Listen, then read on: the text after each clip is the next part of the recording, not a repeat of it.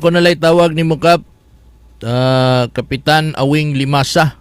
Runda sa ta sa Ruparan. Gikan daw CR si Kapitan Awing. Ay, bantog ra wala nakatubag si Kapitan Awing ha. Nag-CR di ay. Atong balikan, murag humana na siguro ni CR ni si Idol. Hello. Oy. Kap, Kap, murag naglanog-lanog palagi ka, Kap. Napakas kasilyas, Kap.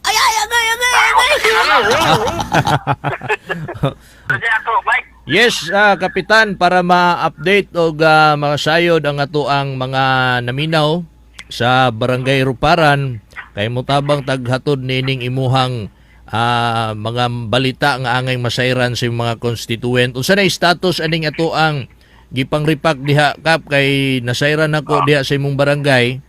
Abtik kay mo diha sa imong mga frontliners sa pagripak sa mga bugas. Unsa status, Kap? Nagsugod na ba ni? Kasi karon, Mike, nagsugod na gid mig distribute to pod. Giuna na mo diri sa Santo Rosario. Wow! Oy! Okay. Among pag libot-libot, kani ako ang mga barangay official kagawad, by district na mo. Gidungan na mo, Santo Rosario, tanang sityo, gidungan na mo. Bundag tanan ng mga footpath.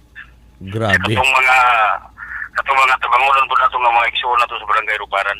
But pasabot ani, kay gidungan man ninyo, dili day ni parehas anang una sa dire, ugma na pudtong uban, gidungan ninyo, pero daghan ang naglihok.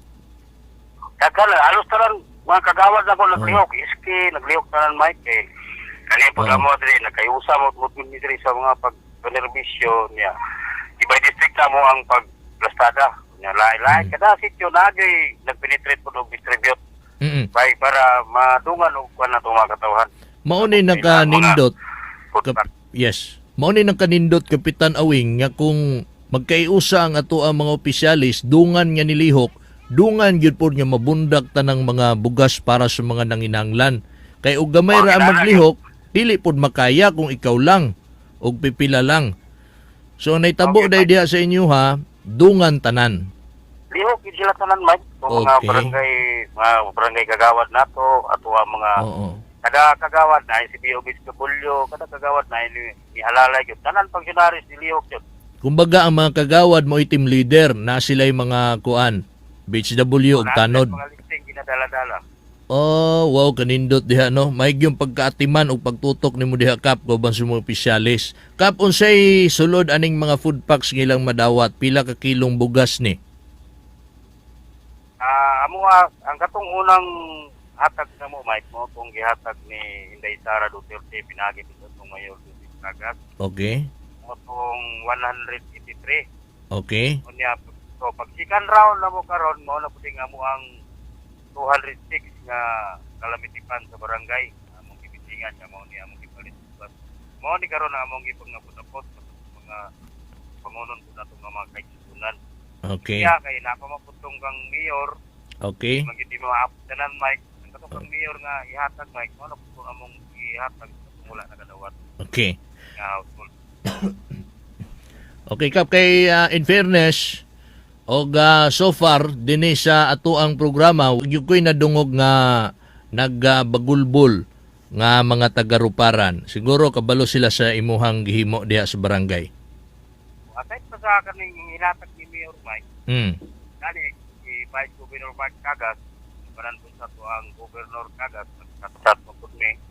Napot sila giandam nga para diri po sa barangay Ruparan. Wow. Kani ningon ang Governor nato nga ilang kap kay nag-repack ko ang putmi. Ay kumalaka kay patat tanda, tik tanda. Kay mga kulang diha, atong ipangayon dito sa tuang provincial government. So malagmit ani Kapitan Awing nga ang sa third round gikan sa Kapitolyo. Mura ginana lagi siguro, Mike. Okay.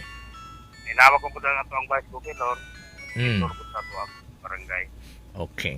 Sige, Kap, imuhang mensahe, Kap, sa imuhang mga constituent, labi na aning naatas sa kapait pa karon, unsay mensahe sa punong barangay sa Ruparan? Mga kaigsunan ko sa barangay Ruparan, no? Aning relax lang mo, kaya nga to ang mga barangay official karon lang kadto sa kada bubong nga balay diri sa Barangay Ruparan. Kulata lang ninyo, anay mabot ang katong dili pa makadawat. Magulat lang ko kay nalapoy ayuda po gihatag po ang ato ang mayor ug ato ang gobernador. So magtinabangay lang ta. Ya pirit lang ta sa mga ginabawal sa pasyon karon sa COVID-19. So mo lang kita akong gihangyo sa mga katawhan na kani atong pagpanerbisyo. Dili ni ambisyon kundi obligasyon nato kutabang sa atong mga katawhan nga niananglan sa atong barangay Ruparan. Daghang salamat Kapitan Awing Limasa sa imuhang kayguyunan sa oras ug panahon nga imuhang gipaambit karong butaga sa ato. Salamat Kap. Salamat po kayo Mike no. O sa imo ang murag imo jud kong tawagan para lang jud mapaabot ako sa kanginan. So salamat kayo. Yes. Mike nagwa. Okay, salamat once again Kapitan Awing Limasa sa Barangay Ruparan, Digos City. Hapit na magkupos ang atong oras, 9:45 in the morning. Abtik kay atong kapitan diya sa Ruparan, ha? Ang pagpanerbisyo, dili ambisyon apan obligasyon.